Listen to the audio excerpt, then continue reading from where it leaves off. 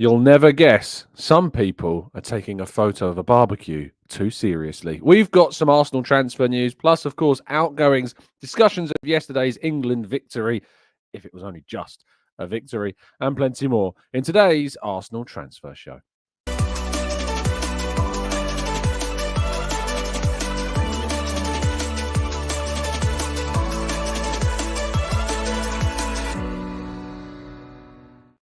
Hello and welcome to the Gooner Talk, back again with you guys and girls for another episode of what is the Arsenal Transfer Show, joining you every single morning at 8 a.m. UK time. Thank you for joining us and making this a part of your morning routines. It's incredibly appreciated, and I hope you've had a fantastic start to your week. It is a brand new week, of course. The weekend is done, my holiday is over, and tears will soon start to flow because back to work it is, but it's fine. It's football every single day with the European Championships and, of course, plenty more to discuss. But hay fever season has still got me wrapped up in a sniffing frenzy. I am going to be sniffing throughout this, and I apologise. I will try to mute myself, but the floodgates have unfortunately opened of the pollen world, and it is playing absolute havoc with my entire head area. So apologies for that. But good morning to those joining us in the chat box. Thank you as so much for doing so. Matt G, Granddaddy Gunnar Paul, Olawale, Granddaddy Gunnar Paul again, dropping in there twice. Barry T, Lars, Damien, Blackshine, B-Max, Martin, Oda Relay, Harrison, Martin, Stevie, Angela, Stephen, Jose, Vivian, Rich, Brad, Jakob, Carlton, Loga. We've got Rowan and Knowledge and P Sharp and plenty more of you guys and girls too. So thank you, as always, for joining me. It is incredibly appreciated. If you could help us on our way to 1,000 likes on today's show, that would also be massively appreciated. Please do, of course, give yourselves a round of appreciation, because the messages yesterday, the comments yesterday were emotional and incredibly appreciated. Thank you for leaving them. It was great to read through them and just an outpouring of response to yesterday's sad discussions. So thank you to you all for that, because it was great. But thank you once again. And Temi says, happy Father's Day, or in advance to some of us, of course, as well. A happy Father's Day to those who celebrated. It was Father's Day here in the UK yesterday. I think it also was in the US as well. So for those celebrating Father's Day, and for those perhaps who's sadly can no longer celebrate it in the same way, my thoughts are with you all as well. Let's jump into today's stories, though, shall we? We start with England's game against Serbia last night, of which I had the absolute pleasure of enjoying the enthralling entertainment on offer, thanks to Gareth Southgate's brilliant philosophies and by no means satire-inducing commentary either. Bukayo Saka, however, was a key figure in in England's win on the right-hand side, finding a cross to Jude Bellingham to smash a header into the back of the net, which turned out to be the only goal of the game that promised so much at the start of the game. And England, from that point forwards, offered very, very little indeed. It was a tactical question mark of a match and opened up more questions than it did answers, perhaps, for how England will indeed perform throughout the course of this tournament. Harry Kane, an incredibly isolated figure, had just 2 touches in the first half, with a disjointed midfield that saw Trent Alexander-Arnold and Phil Foden in particular struggle. I think we're forcing players into areas that simply aren't best suited to them at times. I think Trent can play midfield, but I don't think that it's right to force Phil Foden into the wide left position, it turns out. I might have been in favour of it previously, but I think every time I see it happen for England, not just, of course, City. I think for City, it's a different ballpark because you've got Pep Guardiola in charge.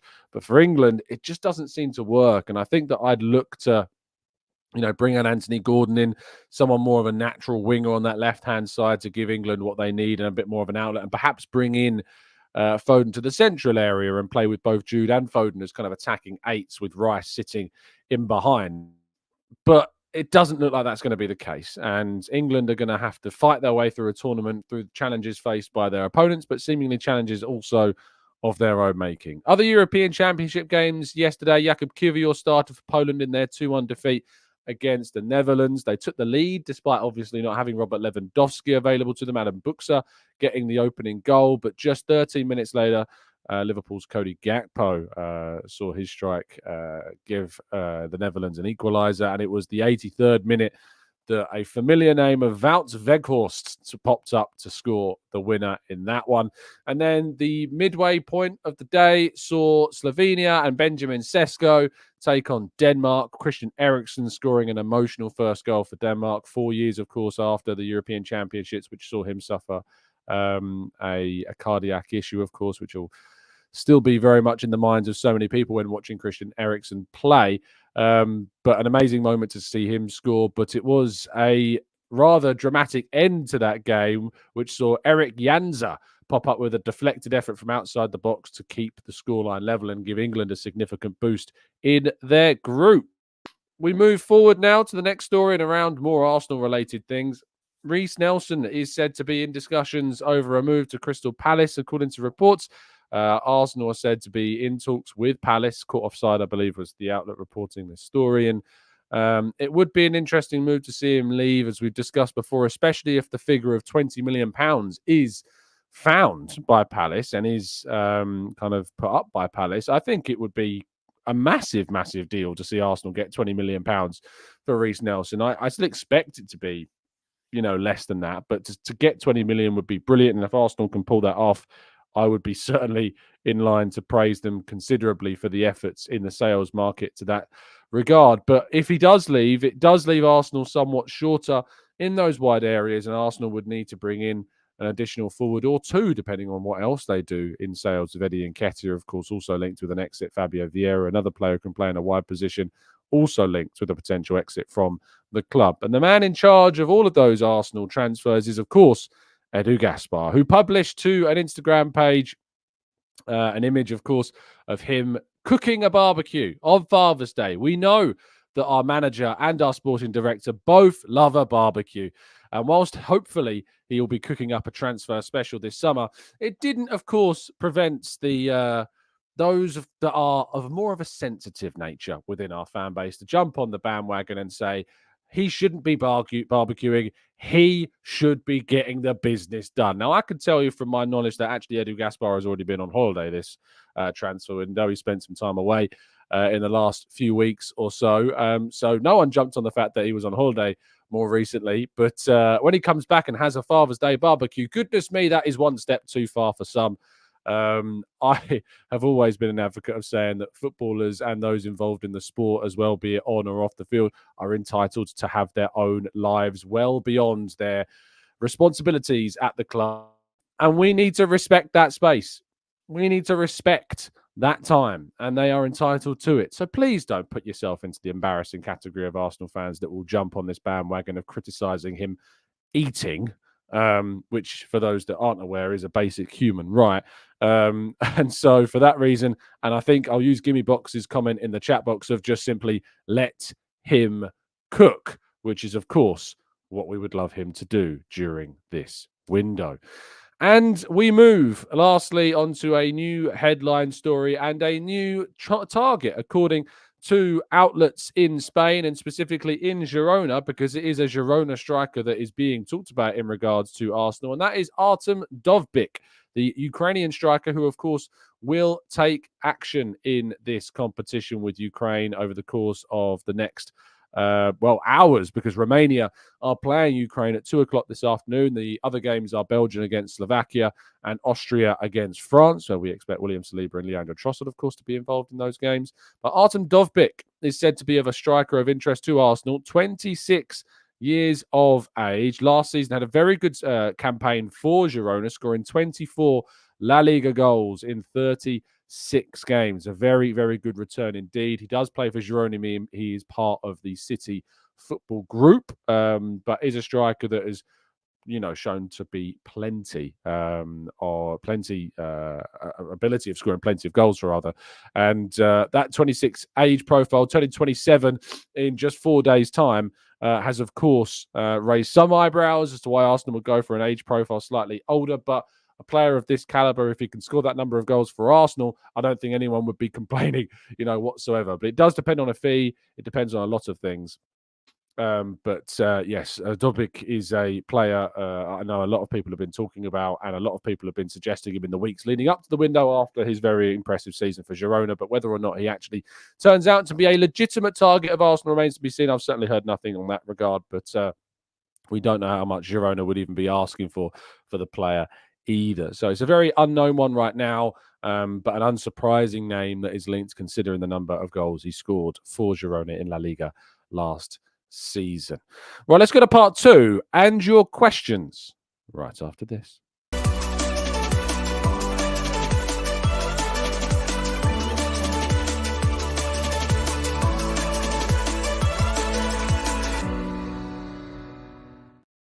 Okay, this is part 2 of the show where we go into the chat box and tackle as many of your thoughts, your feelings, your queries, and your questions as we can. I thought squash would be a good idea for the drink this morning. I usually lean towards water, but I don't know. I think I may have. I've done that classic thing where you either squash is always an interesting drink because you either put too much squash in or you put too much water in.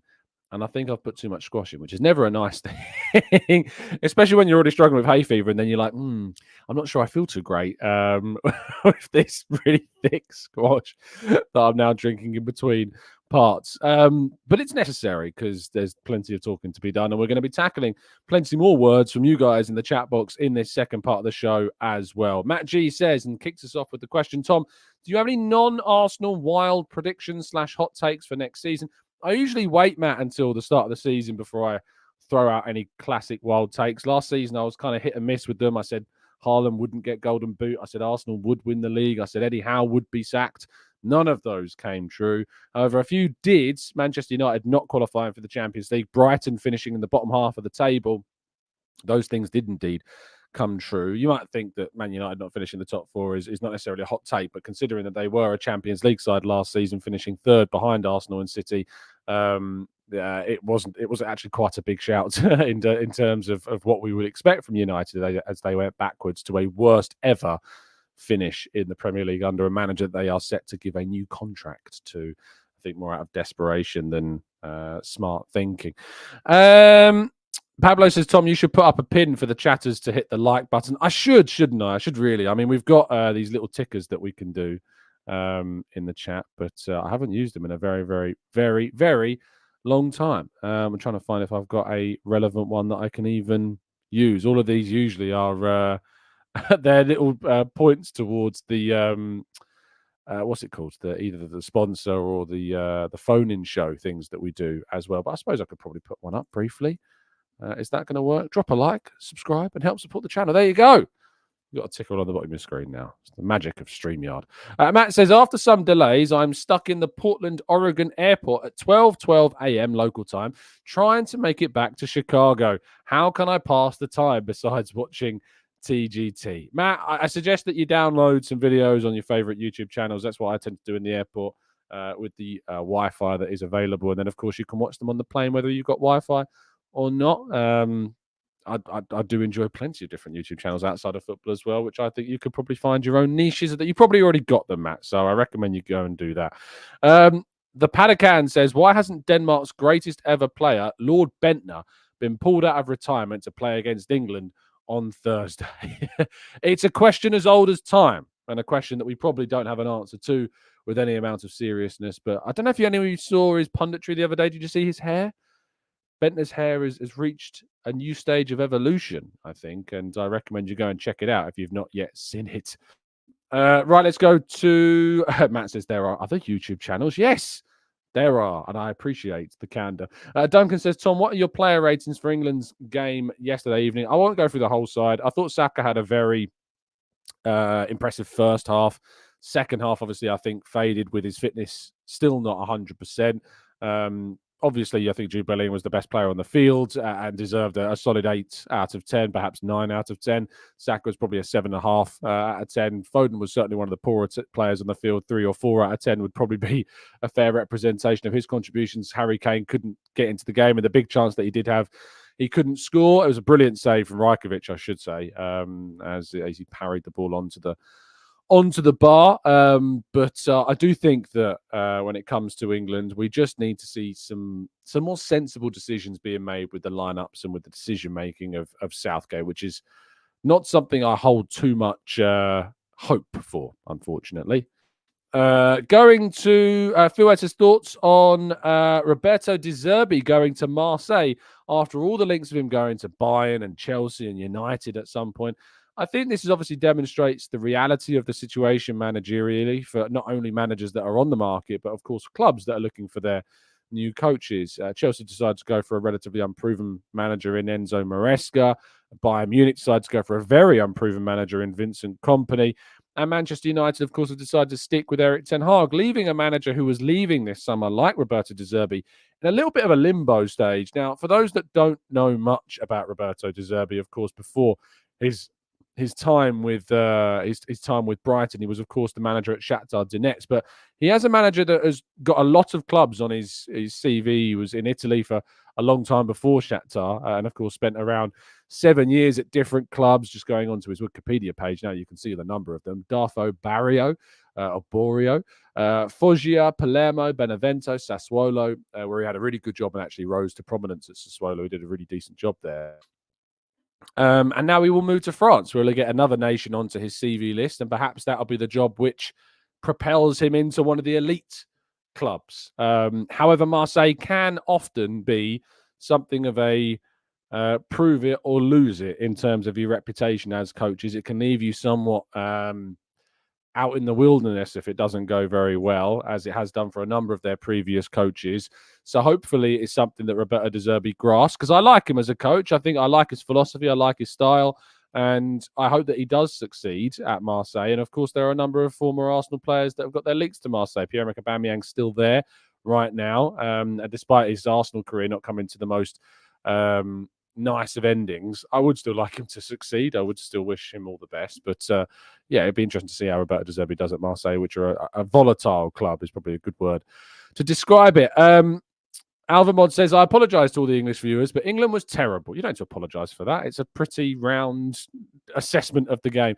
Reiss and Saka did well under the circumstances, but Southgate seems to have no tactic at all and falls back as soon as they are one up. Absolutely. We've become very used to the situation under Southgate for many, many years now, and hopefully he leaves after this tournament. Banner Duty says, is Onana overpriced with the reported £50 million valuation? I like him, but I think 30 million plus add-ons would be more realistic.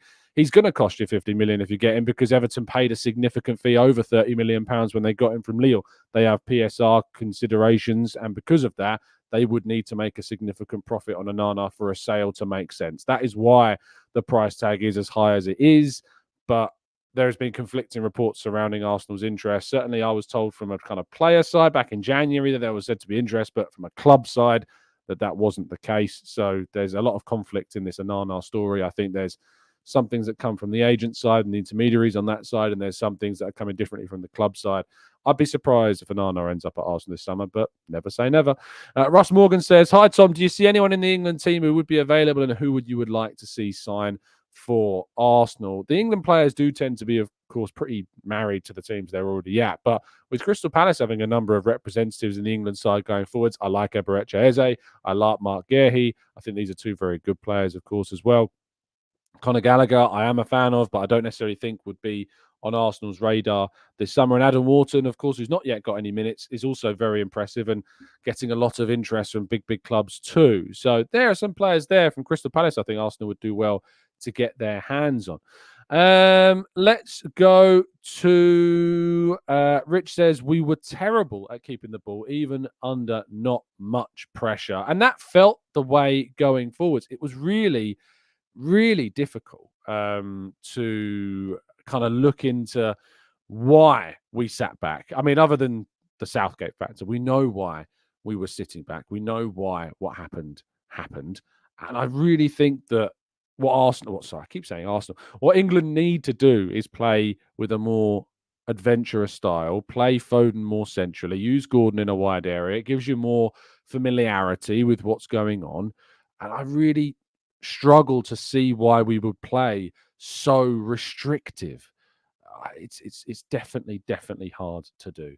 Trevor says, if I press the like button and then you say something I don't agree with, can I cancel it? Just saying. Of course you can.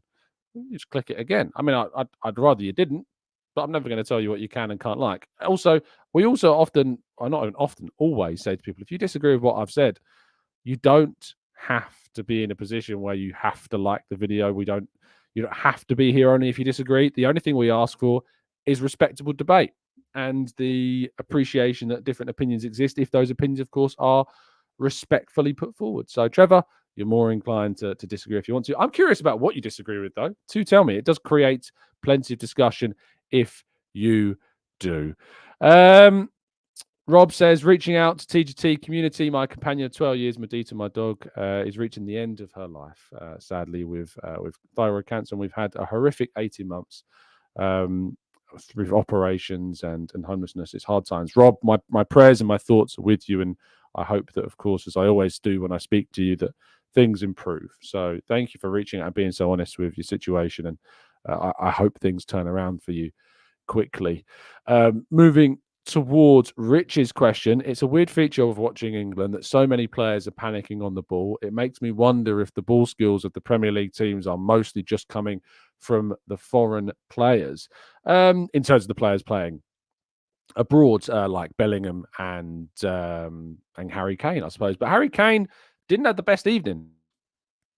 I've always been an advocate of England players moving abroad and playing in other leagues because I think it would bring more to the England team.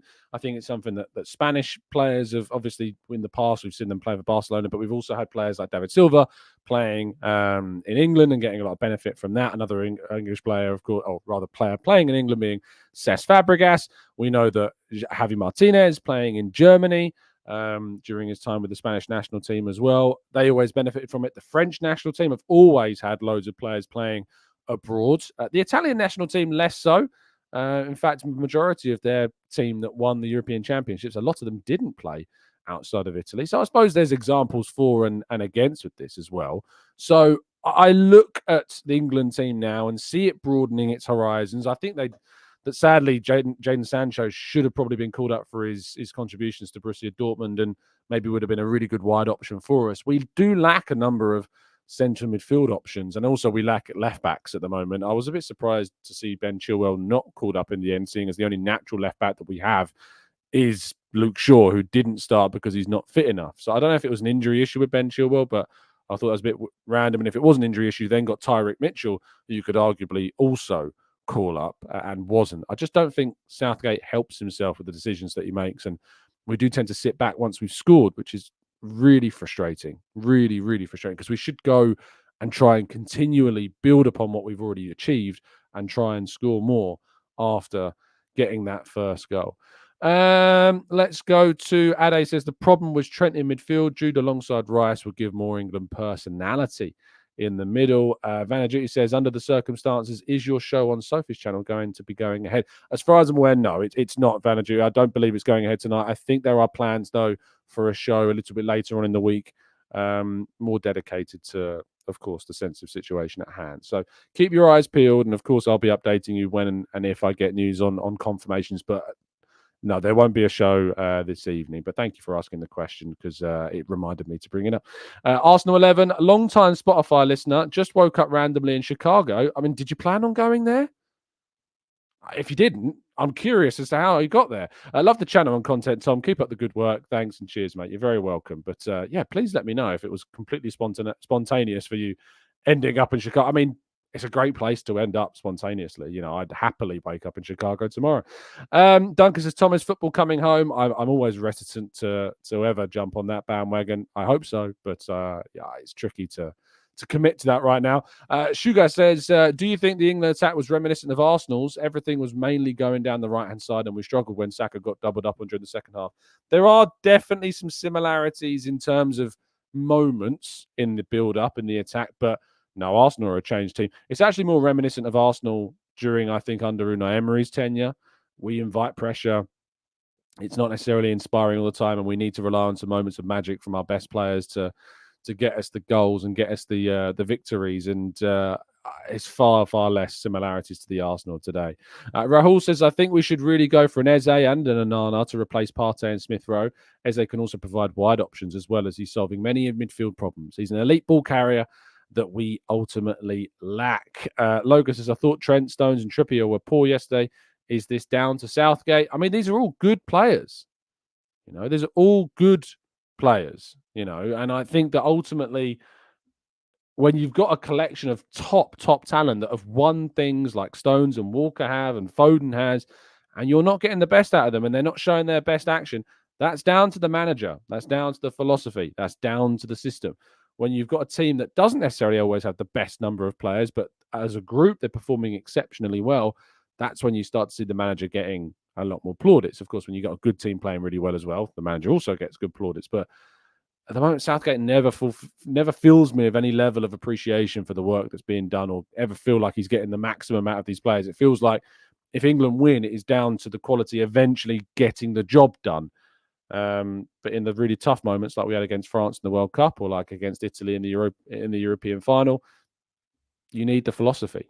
You need the manager to come through, and he didn't in those games. And I've always said that England have underachieved under Southgate, and people might say, "Oh, he got England to his first World Cup semi-final in however long. He got England to a first competitive tournament final in 70 years, not 70 years, 60 years, 66, 58 years. Was it 2020? So it would have been for 54 years, I think, if my maths is right. But I think that it's just so monotonous watching England play. It's just so uninspiring and boring watching England play. It's always been like that. Clive says, England are not fit yet. Not a time to rush to conclusions. I like that Southgate is trying new things. I like that he's trying new things, Clive, but I'm not going to be an apologist for what I think is ultimately just a average coach with a very, very good team. And frankly, I'd much rather move to coaches who I look at and think, you've got a good style, you implement good philosophies, you're braver. And I'd happily have Graham Potter as England's manager in the future.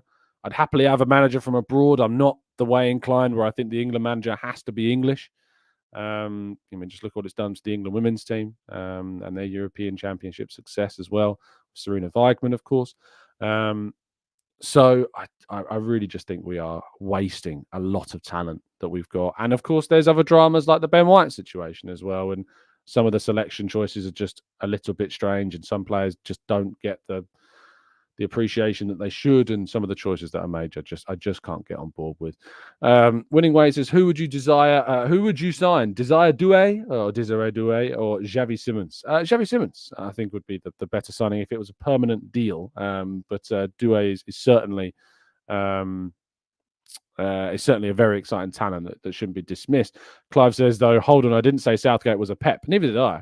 I didn't say you did.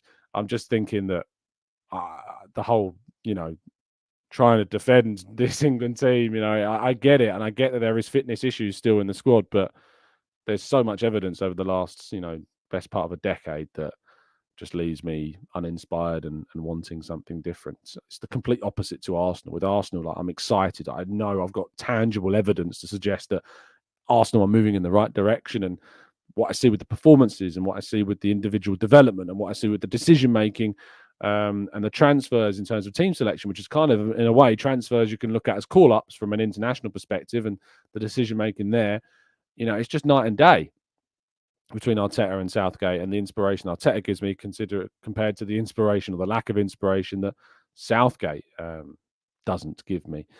Eddie Howe would also be a good England manager. Again, he's another one on the list, although I don't necessarily see him leaving Newcastle voluntarily. It would probably need to be a forced decision if Newcastle don't do so well, and that, of course, then lowers his stock as a manager, which could change the appreciation for him as a potential coach. Fuad says, I'm like UTC, not a big Southgate fan.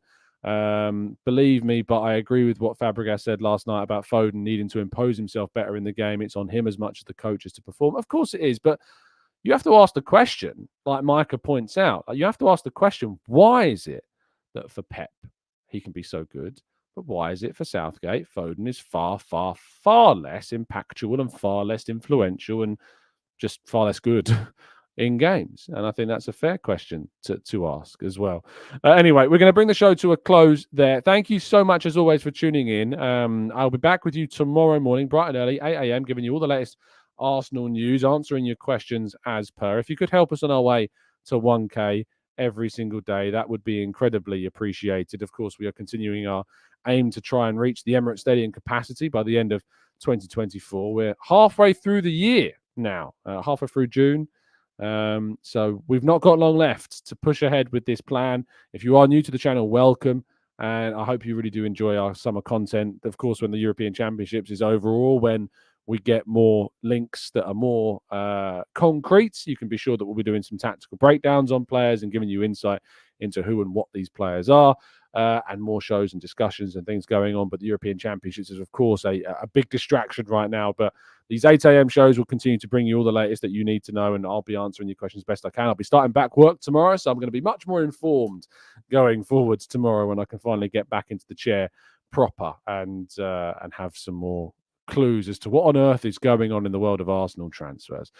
Drop a like, subscribe, all that usual YouTubey stuff. Have a fantastic day. Stay safe, stay well, stay happy and respectful. And as always, up the Arsenal.